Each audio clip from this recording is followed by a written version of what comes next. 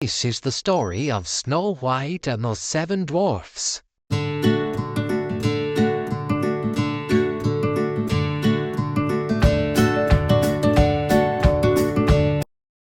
day the queen consulted her magic mirror. Magic mirror on the wall, who is the fairest one of all? As long as the mirror responded in the queen's favor, Snow White was safe.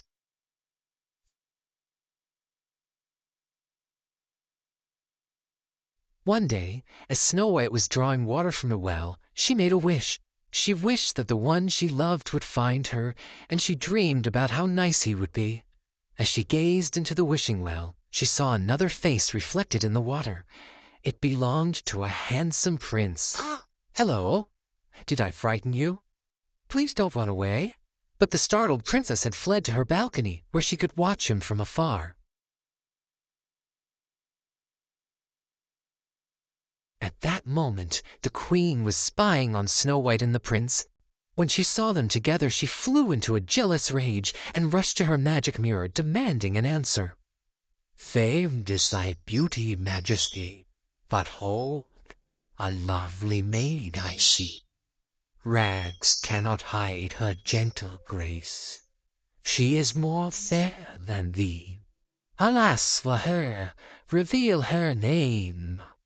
Lips red as a rose, hair black as ebony, skin white as snow. Snow White." Furious, the queen sent for her huntsman. "Take Snow White far into the forest. Find some secluded glade where she can pick wildflowers. And there, my faithful huntsman, you will kill her." "But, your Majesty, the little princess—" "Silence! You know the penalty if you fail." Knowing that he dare not disobey the queen, the huntsman led Snow White into the forest. But when it came time for him to harm Snow White, he stopped and fell to his knees. "I can't do it. Forgive me, your highness." Why, I don't understand." "The queen is mad. She's jealous of you. She'll stop at nothing. Now quick, child, run away, hide in the woods, anywhere, and never come back." Frightened and alone, Snow White ran into the forest. Blazing eyes peered out at her from the darkness. Eerie shrieks pierced the air. The branches of trees grabbed at her. Finally she could run no farther, and collapsed to the ground, sobbing. When Snow White looked up, she saw several forest animals gathered around her. "Hello! Do you know where I can stay? Maybe in the woods somewhere?" Snow White followed the animals to a charming little cottage in the woods. She knocked on the door, but no one answered, so she went inside. "Oh, it's adorable, just like a doll's house. What a cute little chair. Why, there's 7 little chairs. There must be 7 little children. And by the looks of this table, 7 untidy children. I knew. I'll clean house and surprise them. Then maybe they'll let me stay." With the help of her animal friends, Snow White cleaned the cottage in no time. Then she decided to check upstairs. What adorable little beds! And look, they have names carved on them. Doc, Happy, Sneezy, Dopey. What funny names for children. And there's Grumpy, Bashful, and Sleepy. Oh, I'm a little sleepy myself. Snow White lay down across 3 of the tiny beds and fell asleep. Just then the owners of the cottage came marching home. They weren't children at all, but 7 dwarves who worked all day in their diamond mine. As they came into the clearing, the one named Duck made everyone halt. He peered through his glasses. "Look, our house. Let's light. The light's lit. Doors open. Chimney smoking. Something's in there."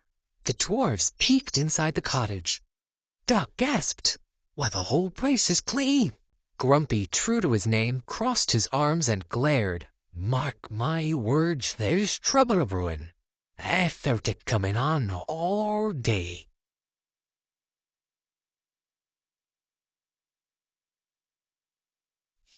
Suddenly the dwarfs thought they heard a sound. Doc looked toward the stairs. It, it, it's up there, in the bedroom." Cautiously the 7 little men went to investigate. Doc slowly opened the door and peered in. "Why, it, it, it's a girl." As the dwarves approached the sleeping princess, she began to stir. "She's waking up. Hide!" Doc dashed behind the beds, and the other dwarves ran after him. No. Snow White yawned and stretched. Then she noticed 7 pairs of eyes looking at her over the end of the beds. She sat up, smiling. "How do you do?" "How do you do what?" Grumpy folded his arms, scowling. Snow White laughed. "Let me guess. You must be Grumpy." "I know who I am. Who are you?" "Oh, how silly of me. I'm Snow White." "The princess?" Doc looked very impressed, but Grumpy frowned. "Tell her to go back where she belongs." Snow White pleaded with her hosts. "Please don't send me away. If you do, the queen will kill me." Grumpy shook his head. "The queen's an old witch. If she finds you here, she'll swoop down and wreak her vengeance on all of us." "Oh, she'll never find me here. And if you let me stay, I'll keep house for you. I'll wash and sew and sweep and cook." "Cook!" Doc rubbed his tummy. "Hooray, she stays."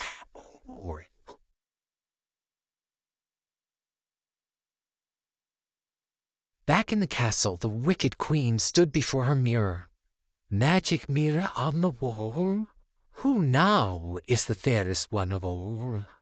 Beyond the 7th fall, in the cottage of the 7 dwarfs, Snow White still lives, fairest one of all. I've been tricked. I'll go myself to the dwarf's cottage in the woods. I'll go in a disguise so complete no one will suspect me." The queen concocted a magic potion, then transformed herself into an ugly old peddler woman. "And now a special source of death for one so fair. What should it be? Ah, a poison apple. The one taste and Snow White's eyes will close forever. Her lips will be revived by love's first kiss. Ha ha ha! No fear of that. The dwarfs will think she's dead."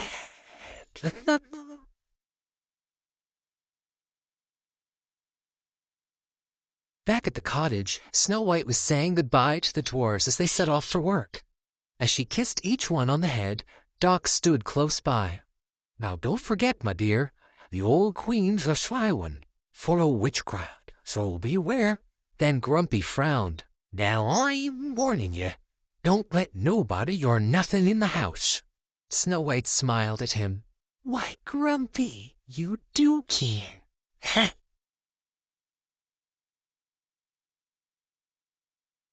Shortly after the dwarfs left, the old peddler woman appeared at the cottage. "Oh, let me alone, my pet." Snow White nodded as the old woman sniffed the air. "Making pies?" "Yes, gooseberry pies." "Ah, it's apple pies that make the men folks' mouths water. Pies made with apples, like these." She lifted a shiny red apple from her basket. "Like to try one, dearie? Go on, have a bite." Sensing that Snow White was in danger, several birds swooped down on the woman, knocking the apple out of her hand. Snow White tried to shoo the birds away. "Stop it! Go away! Shame on you, frightening the poor old lady. Ah, my heart! Ah, my poor heart! Take me into the house and let me rest. A drink of water, please." Unable to make Snow White understand, the birds and animals raced to alert the dwarves. At the mine, they pulled and tugged at the confused little men. Grumpy growled, "What ails these crazy critters? They ain't acting this way for nothing." Doc thought about it. Maybe it's the Queen. Grumpy galloped off on the back of a deer. "Snow White's in danger. We've got to save her."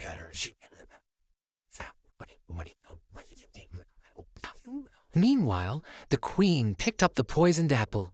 "Because you've been so good to poor old Granny, I'll share a secret with you. This is no ordinary apple.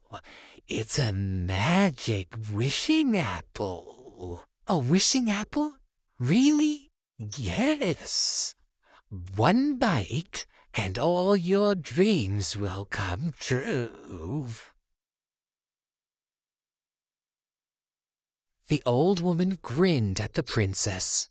"Perhaps there's someone you love." Snow White remembered her prince. "Well, there is someone." "I thought so. Old Granny knows a young girl's heart. Now, make a wish and take a bite." Snow White did so. "Oh, I feel strange." A moment later she fell to the ground.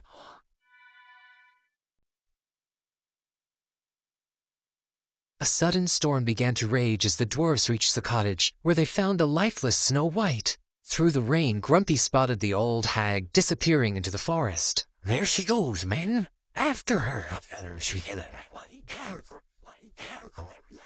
The dwarfs chased the queen up a steep cliff. "You little fools! I'll crush your bones!" She tried desperately to pry a boulder loose to crush them. Suddenly, a bolt of lightning shattered the ledge, sending the wicked queen into the valley below.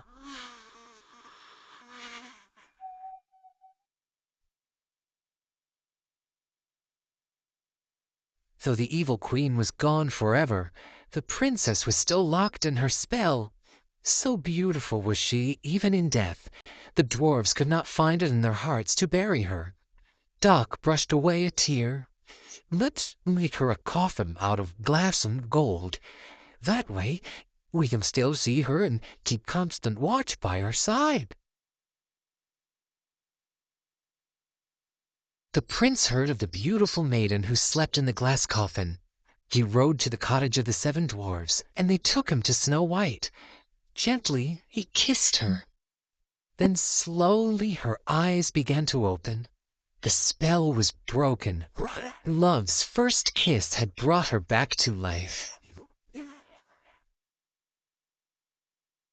Snow White's wish finally came true. She bid the 7 dwarves goodbye as the handsome prince swept her into his arms. Soon wedding bells rang, echoing throughout the forest. From then on, Snow White and her Prince Charming lived in their castle in the clouds, happily ever after.